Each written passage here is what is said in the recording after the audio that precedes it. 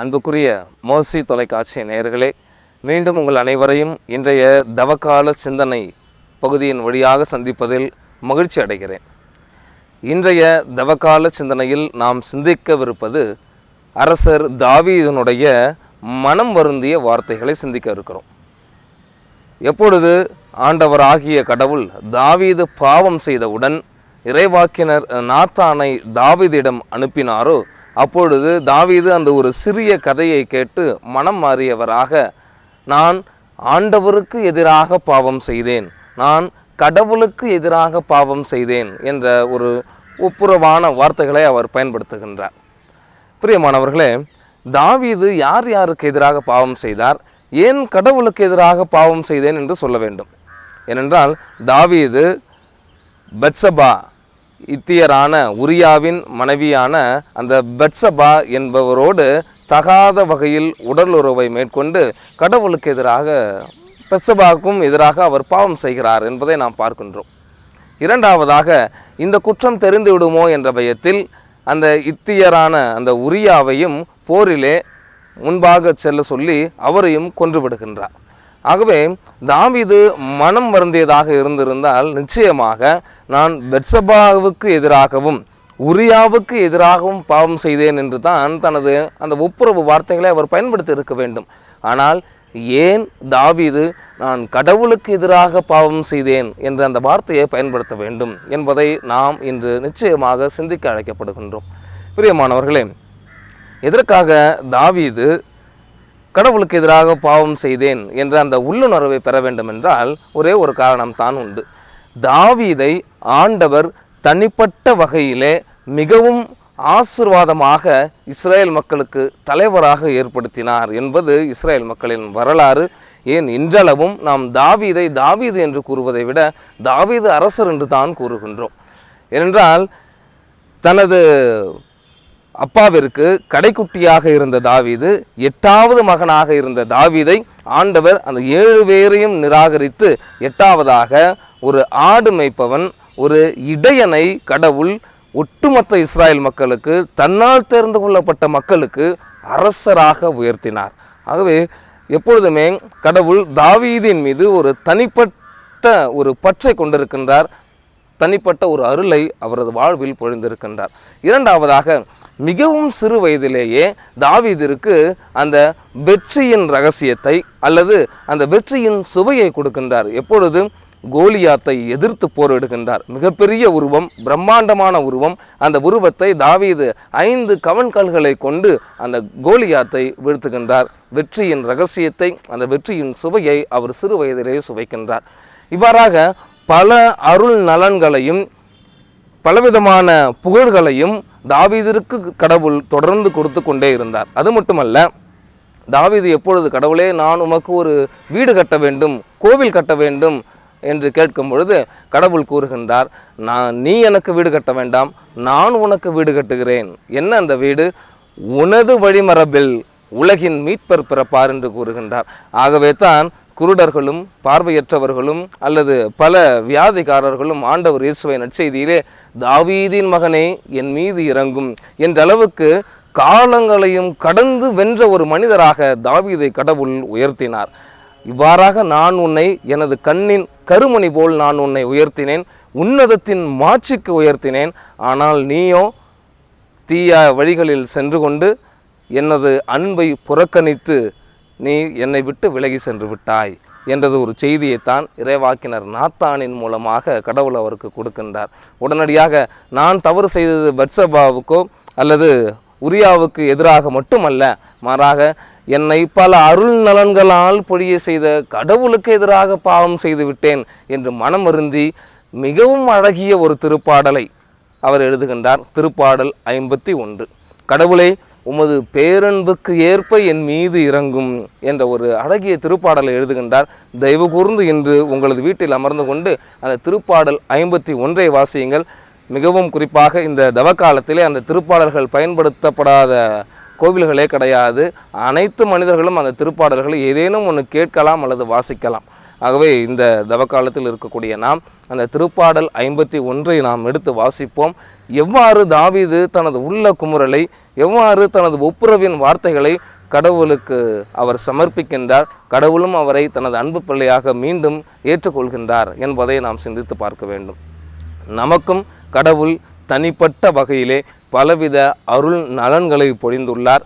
நாம் எப்பொழுதெல்லாம் மற்ற மனிதர்களுக்கு எதிராக அல்லது கடவுளுக்கு எதிராக பாவம் செய்கின்றோமோ அப்பொழுது நம் மனக்கண் முன் வர வேண்டியது அந்த பாவம் மட்டுமல்ல, மாறாக கடந்த காலத்திலிருந்து, நான் பிறந்ததிலிருந்து, நான் என் தாயின் கருவில் நான் உதித்ததிலிருந்து கடவுள் எனக்கு செய்த அனைத்து அருள் நலன்களையும் நினைத்து பார்த்து கடவுளுக்கு நன்றி கூறி மன்னிப்பு கேட்கும் பொழுதுதான் உண்மையான மனமாற்றமாக இருக்கும் என்பதை தாவீது மிகவும் அழகாக கூறுகின்றார். ஆகவே இந்த தவக்காலத்தில் இந்த தாவீது அரசரை, முக்கியமாக அவரது வார்த்தைகளை நாம் முன்வைத்து நமது மனமாற்றத்தை ஏறெடுப்போம். நமது கடந்த கால வாழ்விலே கடவுளால் நாம் அனுபவித்த மகிழ்வான நேரங்கள் மற்றும் அந்த அருள் நலன்களை நாம் நினைத்து பார்த்து கடவுளை போற்றி நமது பாவத்திற்காக மன்னிப்பை வேண்டுவோம். மீண்டும் நாளை இன்றைய தவக்கால சிந்தனையின் நிகழ்ச்சியின் வழியாக சந்திப்போம்.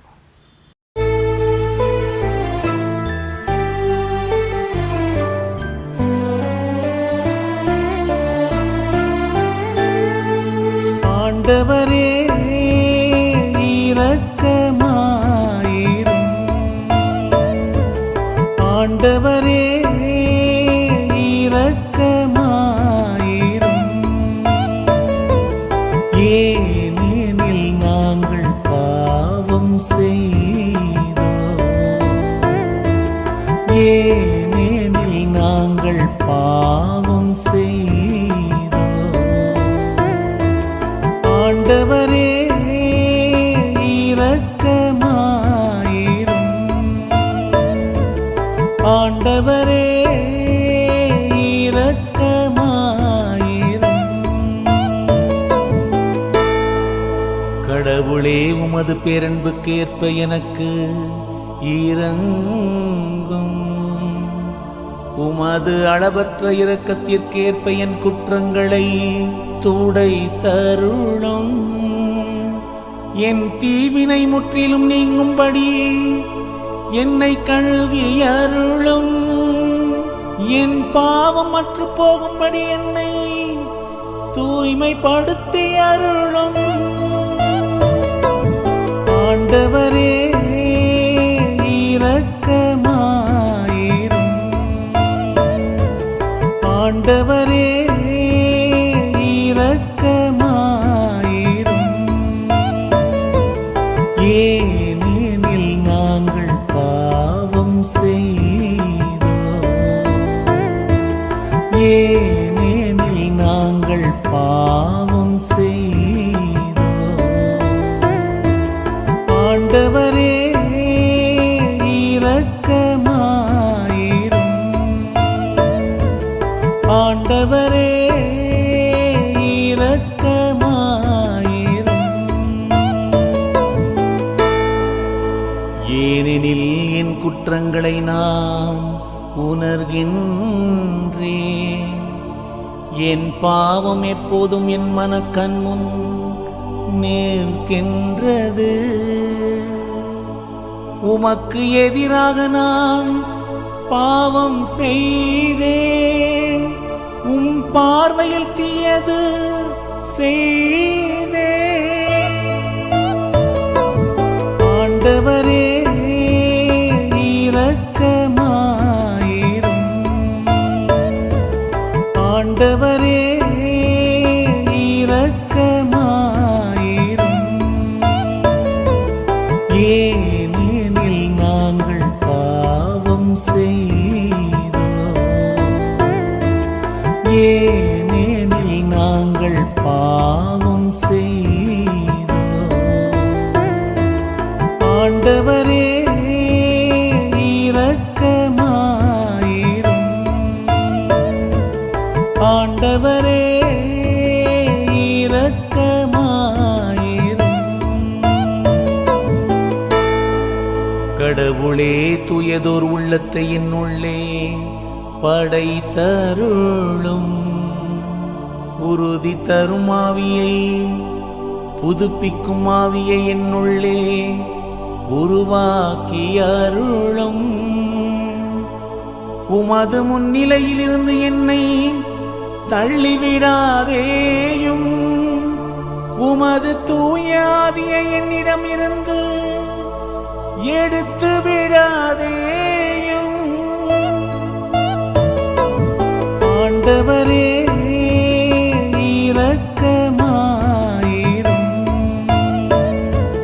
ஆண்டவரே இரக்கமாயிரும். ஏனெனில் நாங்கள் பாவம் செய்தோம்.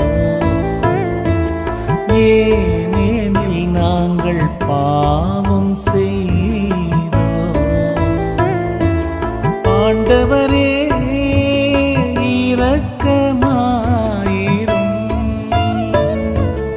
ஆண்டவரே இரக்கமாயிரும்.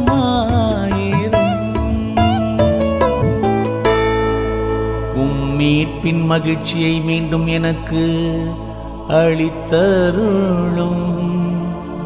தன்னார்வ மனம் தந்து என்னை தாங்கி அருளும்.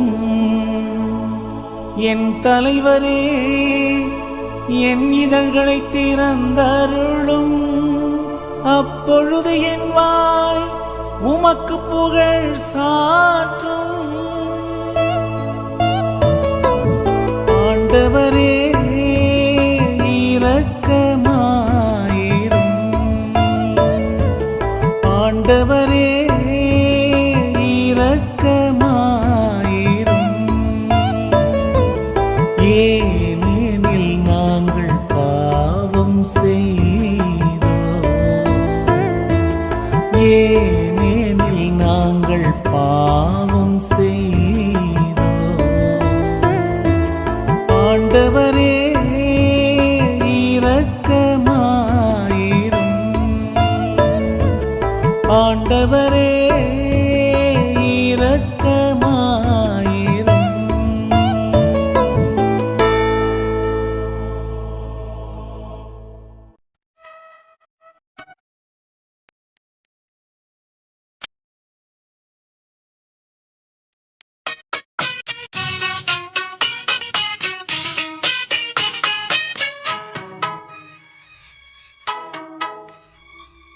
தவக்காலம் இது தவக்காலம், வாழ்வுகள் மலர்ந்திடும் மறுகாலம்.